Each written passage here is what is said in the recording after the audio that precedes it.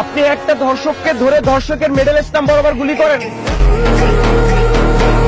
একটা মানুষকে ধরে আপনি শাস্তি দেন, আপনি দেন নাই, আপনি দেন নাই মানি আপনি ধর্ষককে পালন করতেছেন। 3-4 দিনের ভিতরে অনেক ধর্ষণ হয়েছে আমার দেশে, আপনি একটা ধর্ষককে ধরতে পারলেন না।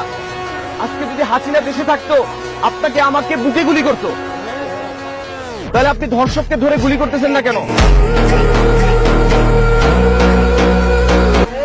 আজকে সাধারণ ধর্ষকের হাতে যদি পিস্তল থাকে, গুলি থাকে, আপনার প্রশাসনের হাতে তো পিস্তল গুলি আছে। আপনি আমাকে সার্চ করেন, আমার কাছে পিস্তল থাকলে আপনি নিয়ে যান, সেটা যদি না পারেন তাহলে নাইমা যান।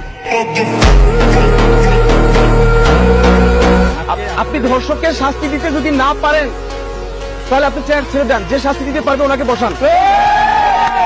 আমার দেশের মা বোন যদি নিরাপত্তায় না থাকে, আজকে আপনার মেয়েকে ধর্ষণ করলে তো আপনি কান্নাকাটি শুরু করে দিতেন ভাই।